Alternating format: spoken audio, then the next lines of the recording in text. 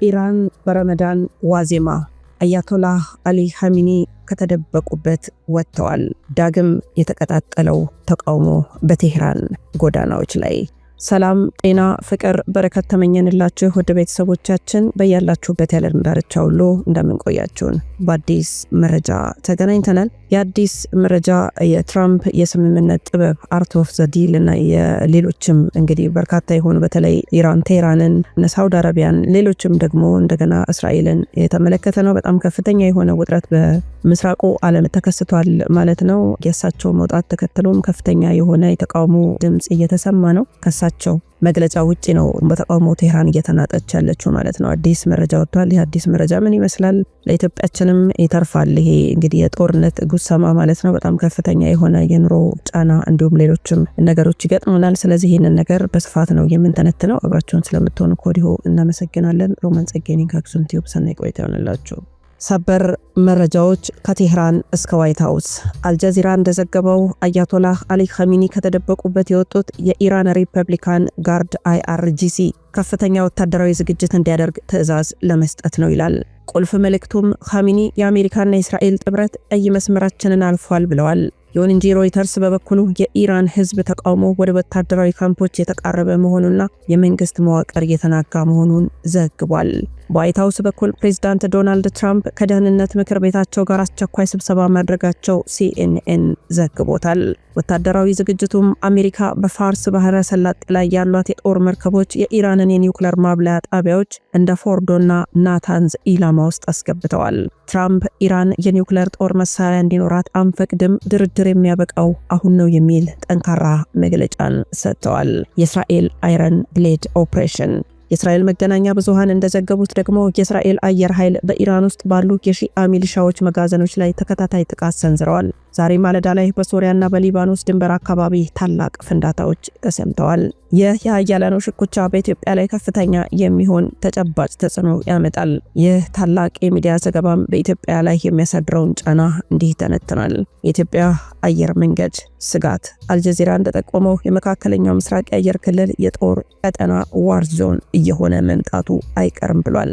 የበረራ መስመሮች ለውጥ ይካሄዳሉ። ወደ አውሮፓና ሰሜን አሜሪካ የሚበሩ የኢትዮጵያ አየር መንገድ በረራዎች ኢራንንና የኢራቅን አየር ክልል ለማራቅ ረጅም መንገድ እንዲጓዙ እየተገደዱ ነው ብሏል። የነዳጅ ወጪውም የበረራ ርቀት መጨመርና የጀት ነዳጅ ዋጋ መናር በአየር መንገዱ ትርፍ ላይ 8% እስከ 10% ቅናሽ ሊያመጣ ይችላል። ሮይተርስ እንደዘገበው የሁቲ አማጽያን በዛሬው ዕለት በቀይ ባህር ላይ ጥቃታቸውን አጠናክረዋል። ለኢትዮጵያ ወደ ጅቡቲ የሚገቡ የንግድ መርከቦች ቁጥር በ15% ቀንሷል። ይህም በአገር ውስጥ መሰረታዊ ሸቀጦች፣ ዘይት፣ ስኳርና መድኃኒት ላይ እጥረት ሊፈጠር እንደሚችል የኢኮኖሚ ባለሙያዎች እያስጠነቀቁ ነው። ትራምፕ ትኩረታቸው ኢራን ላይ ቢሆንም ግብፅን እንደ ስትራቴጂካዊ አጋር ለመያዝ ሲሉ በህዳሴው ግድብ ጉዳይ ላይ በኢትዮጵያ የዲፕሎማሲ ጫና ሊያሳድሩ እንደሚችሉ እየተገመተ ነው። ሚዲያዎች እንደሚሉት የዘንድሮ ረመዳን በየካቲት መጨረሻ የሚጀምረው በመካከለኛው ምስራቅ ታላቅ ለውጥና ነውጥ እንደሚያስከትል እየተገመተ ነው። ወይ የኢራን መንግስት በህዝባዊ ተቃውሞ ይወድቃል ወይም ደግሞ አሜሪካና እስራኤል መጠነ ሰፊ ጥቃት ይከፍታሉ እየተባለ ነው። የአያቶላህ ብቅ ማለትና ኻሜኒ ንግግራቸውን ማድረጋቸው እንደ ነዳጅ ሆኖ እያገለገለ ነው። አያቶላህ አሊ ኻሜኒ ዛሬ ማለዳው ላይ የሰጡት መግለጫ ትኩረቱ የአሜሪካን ተንኮል መቋቋምና የኒውክሌር መርሃ ግብሩን ማስቀጠል ላይ እንጂ የህዝቡን የኑሮ ስቃይ የሚፈታ እንዳልሆነ እየተተቸ ነው። ህዝቡ መሪው ብቅ ሲሉ የኢኮኖሚ ማሻሻያ ወይም የእርዳታ ዜና ይዞ ይመጣሉ የሚል መጠነኛ ተስፋ ነበረው። ሆኖም ንግግራቸው የጦርነት እንጂ የሰላም ባለመሆኑ ንግግሩ እንዳበቃ በቴህራን አዛዲ አደባባይ ዙሪያ ህዝቡ በድንገት አደባባይ ወጥቷል።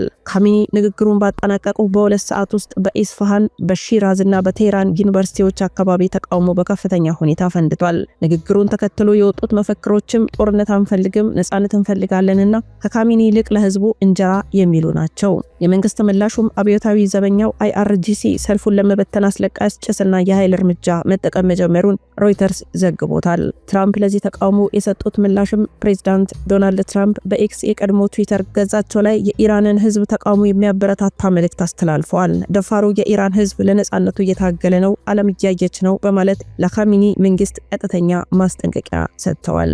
የተቃውሞ ከንግግሩ በኋላ መፈንዳቱ ለኢራን መንግስት ትልቅ ራስ ምታት ሆኗል። ምክንያቱም አንደኛው የሞራል ውድቀት ያመጣል ነው። መሪው ወጥተው ንግግር ባደረጉበት ዕለት ተቃውሞ መነሳቱ መንግስት በህዝቡ ዘንድ ያለውን ተቀባይነት ሙሉ በሙሉ ማጣቱን ያሳያል። በረመዳን ወቅት ህዝቡ በመስጊዶችና በአደባባዮች በብዛት ስለሚሰባሰብ ተቃውሞውን ለመቆጣጠር መንግስት የጸጥታ ኃይሉን ማባከን ይኖርበታል። አያቶላ አሊ ኻሜኒ ንግግር አድርገው ካበቁ በኋላ የተቀጣጠለው ተቃውሞ አሁን ወደ ከፍተኛ ግጭት ተቀይሯል። የኢንተርኔት መቋረጥን በሀገሪቷ ላይ ገጥሟታል። የኢራን መንግስት ተቃዋሚዎች መረጃ እንዳይለዋወጡ የኢንተርኔት አገልግሎትን በብዙ ከተሞች አቋርጧል። ሆኖም በኤሎን መስክ አማካኝነት አንዳንድ ምስሎች ወደ ውጭ እየወጡ ይገኛል። ወታደራዊ እንቅስቃሴውም የኢራን አብዮታዊ ዘበኛ IRGC ታንኮችን ወደ ቴህራን መሃል እያስገባ መሆኑን የዓይን እማኞች ለሮይተርስ ዘግቧል። ፕሬዚዳንት ዶናልድ ትራምፕ ከዋይት ሃውስ በሰጡት መግለጫ የሚከተሉትን ነጥቦች አንስተዋል። ከጎናችሁ ነን።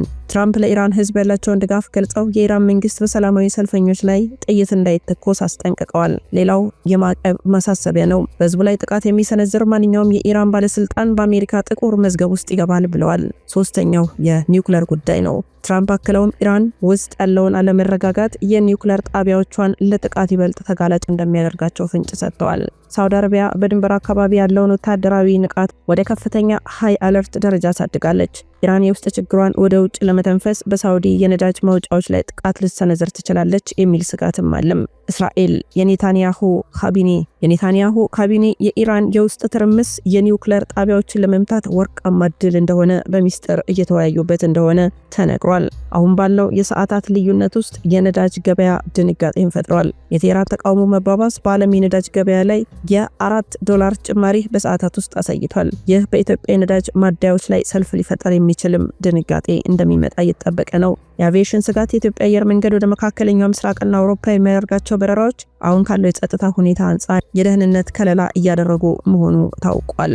የካቲት ወር ላይ ጥቂት ቀናት ሲቀሩት የኢራን ህዝባዊ አመጽና የትራምፕ ከፍተኛ ጫና ስትራቴጂ ተደምረው የኢራንን መንግስት እድሜ እያሳጠሩት ይመስላል። የዘንድሮ ረመዳን ለኢራን መንግስት የመጨረሻው ፈተና እንደሚሆን ዓለም አቀፍ ተንታኞች እየተስማሙበት ነው።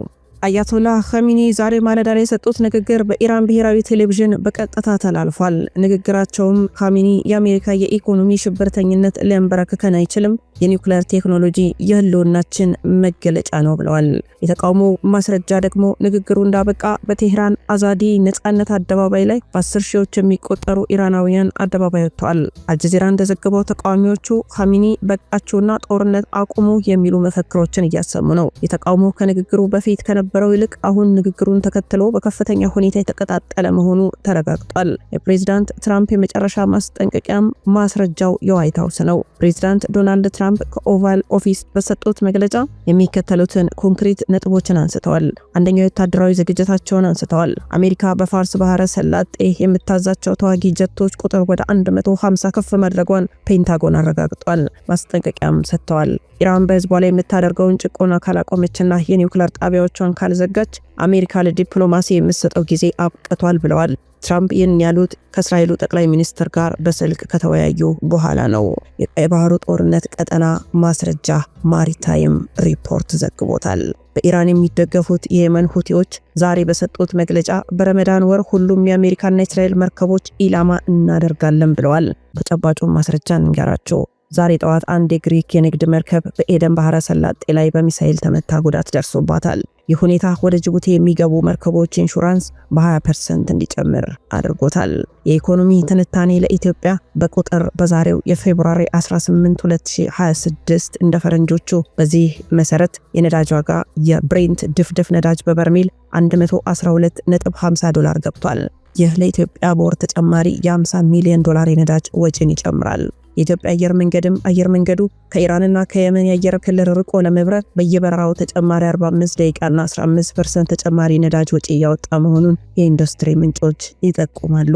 በ2026 ረመዳን አሁን ነገ የሚጀምረው በመካከለኛው ምስራቅ የሚከተሉት ነገሮች ሊከሰቱ እንደሚችሉ መረጃዎች ያሳያሉ። በኢራን መንግስት የረመዳን ስብሰባዎችን በመፍራት የሰዓት እላፊ ገደብ ሊጥል ይችላል። በእስራኤልም በረመዳን ወቅት የፍልስጤምና ኢራን ውጥረት ስለሚባባስ እስራኤል እድመ ጥቃት ፕሪኤምፕቲቭ ስትራይክ ልትሰነዝር ትችላለች የሚል ከፍተኛ ስጋት አለ። ቀጣዩ እርምጃም ትራምፕ ዛሬ ማምሻውን በኢራን ላይ ስለሚጥሉት አዲስ የዘርፍ ማዕቀብ ዝርዝር ወጥቷል። የትራምፕ አዲሱ የኢኮኖሚ ሰንሰለት ትራምፕ ዛሬ በፌብሩዋሪ 18 2026 ባስተላለፉት ትዕዛዝ በኢራን ላይ የሚከተሉትን አዳዲስ ማዕቀቦችንም ጥለዋል።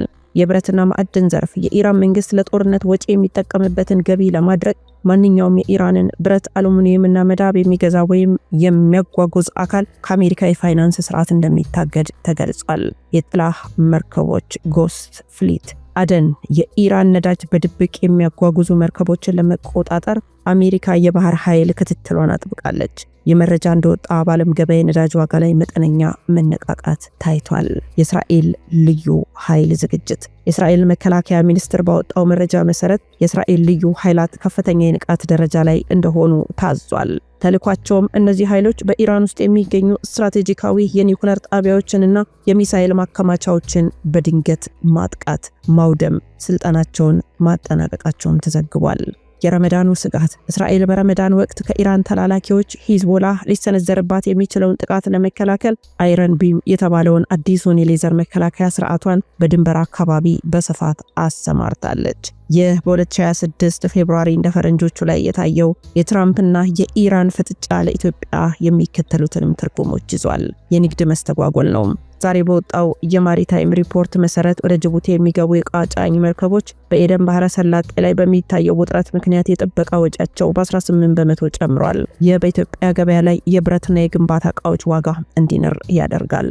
ሌላው የዲፕሎማሲ ሚዛን ነው። ትራምፕ በኢራን ላይ የያዙት ጠንካራ አቋም ኢትዮጵያ በቀይ ባህር አካባቢ ያላትን ስትራቴጂካዊ ቦታ ከፍ ያደርገዋል። አሜሪካ በዚህ ቀጠና ያላትን ተጽዕኖ ለማጠናከር ለኢትዮጵያ የደህንነት ትብብር ጥያቄ ልታቀርብ የምትችልበት እድሏ ሰፊ ነው። በሚቀጥሉት ጥቂት ቀናት ምናልባትም ነገ ረመዳን ሲገባ የኢራን መንግስት በሁለት እሳት መካከል ይወድቃል ተብሎ እየተጠበቀ ነው። አንደኛው የውስጥ እሳት ነው። ህዝባዊ ተቃውሞ በሃይማኖታዊ ስነ ስርዓቶች ሰበብ ይበልጥ ተቀናጅቶ የመውጣት እድል አለው። ሁለተኛው የውጭ እሳት ነው። የትራምፕ አስተዳደርና እስራኤል በኢራን የኒውክሌር ፕሮግራም ላይ ያላቸው ትዕግስት ማለቁ ነው። ዛሬ ፌብሩዋሪ 18 2026 የፈረንጆቹ አቆጣጠር የታየው የካሚኒ መግለጫና ተከታዩ የተቃውሞ ማዕበል በመካከለኛው ምስራቅ ለሚመጣው ታላቅ ፍንዳታ መጀመሪያ እንደሆነ ዲፕሎማቶች እየገለጹ ነው።